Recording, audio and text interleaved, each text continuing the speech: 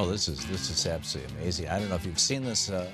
Alice Miranda Alstein, I'm assuming that's the correct pronunciation, writing over at the Center for American Progress's blog, Think Progress. The headline, and when you hear this headline, you're thinking, wait a minute, is this possible that they're just actually saying this kind of thing? The headline is, Trump campaign boasts of, quote, major voter suppression, end quote, effort targeting women and black people.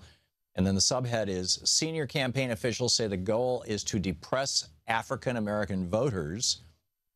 And in the article, she writes, with 2 weeks to go before Election Day and victory slipping further out of Donald Trump's reach, the Hotel Moguls campaign, is launching into what they call a major voter suppression effort aimed at driving down turnout among white progressives, young women, and African-Americans.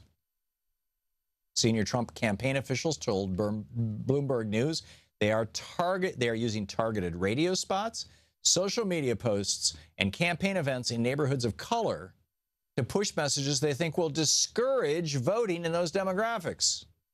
Namely, they hope that invoking the machinations described in the Clinton campaign's leaked emails will turn off progressives, that dredging up decades-old sexual assault accusations against Bill Clinton will turn off women, and reminders that Hillary Clinton referred to some black teenagers as super predators in the 1990s would turn off African Americans. The latter strategy, that is pointing out that Hillary Clinton used that word, which was, by the way, fairly widely used back at that time, to describe basically young black criminals. The latter strategy, reportedly led by Breitbart's Steve Bannon. This is, I mean, you could read this over at thinkprogress.org. The latter strategy, that is the strategy of reminding people that Hillary Clinton used that word. Oh, I do. I had totally forgotten. Let me just finish this thought. Is a below the radar effort to discourage infrequent black voters from showing up at the polls, particularly in Florida. The campaign is planning a barrage of Facebook, quote, dark posts with the super predators message targeted at likely voters, likely black voters. This is amazing. On the line with us is Adam Hodge. He's the communications director for the DNC, a supporter of Hillary Clinton, of course, Democrats.org. But you can tweet at The Democrats. Do I have all that right, Adam?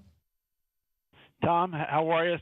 Good. Sorry about that. The mysteries of the phone a couple hundred years later. But yes. Apologies. There you go. Could you hear me? I could, and you were laying out just exactly some of the really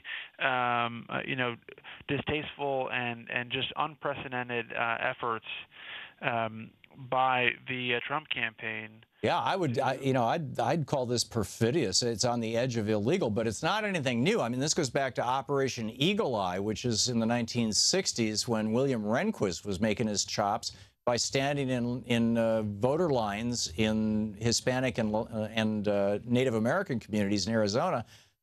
Big, tall guy, 6'2", very, Rehnquist was a big guy, intimidating voters, challenging them. And I mean, it's just like this is happening all over again. And thoughts on what the DNC can do about this? What should a voter do if they show up at a polling place and some guy in a suit, looking all official, comes up to them and says, "Prove to me you're a citizen," or "Prove to me you're eligible to vote," or whatever, says whatever. The way they should prove it is by holding their head high and walking right past them into the voting booth and walking back out with the "I voted" sticker on their jacket or the sweater and say, "Yep, just did it." So if somebody challenges you, you have no obligation to respond to them. No, you have to walk right into the polling place, and they'll check your information just that it matches up. And then you'll just go in and we hope proudly cast your vote for Hillary Clinton and other Democrats across the country. Look, right. We know throughout this campaign, Trump has mocked women, people of color, immigrants, people with any disability, and now he's just afraid that they'll actually come out to vote. There's no excuse for encouraging his supporters to engage in these efforts. But look, we feel and know that the right to vote is sacred. It is the right that protects all of our other rights. It's what the Democratic Party has been dedicated to making it easier, not harder, for all Americans, regardless of your party, to get out there and vote. We know we want to win this election on the merits. We want to win them on the issues, and we're confident that we're going to do so. And that's why we're out there encouraging more people to get involved and to be a part of this. Right. We're talking with Adam Hodge, the communications director of the DNC. I hope I introduced you right, Adam. You did, yep. Okay, good. I had a minor surgery yesterday, and my brain is still a little foggy, but in any case. It's okay, there's 12 days left in this election. I think everybody's brain is a bit foggy, but yeah. We're getting through. Yeah. So the other thing that's in my mind is a big thing in the news right now is we've got now 2 senators. Ted Cruz has now echoed John McCain in saying basically we don't need no stinking Supreme Court, and you know, we can block this for 5 years instead of just 1 year.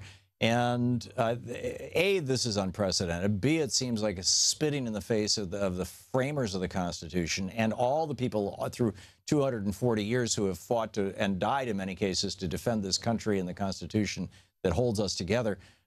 Is there a strategy to deal with this? I mean, when President Obama was blocked, aggressively blocked, I mean, the caucus room conspiracy on January 20th in 2009, a month later, Jane Mayer documents how there was a similar debate before a group of billionaires at the Koch brothers retreat between Jeff Flake and John Cornyn, arguing that ultimately they decided they should block everything Obama wants, even the things Republicans would otherwise vote for, simply to destroy his presidency, in large part. I may not be accurately portraying that, but I think I am. I refer people to Jane Mayer's book.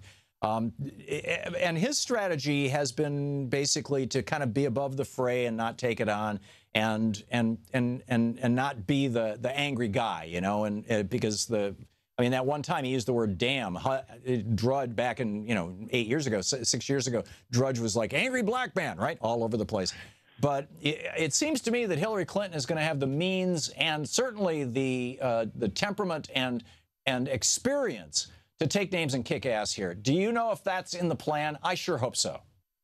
No, I think that she's setting up so that as soon as she gets, hopefully she's elected president, we're confident that she will be, that she's going to hit the ground running when she steps foot in the Oval Office on January 21st. Look, there is no question that the Republicans are going to do everything they can to continue obstruction because they don't have any ideas for actually solving the challenges that we face.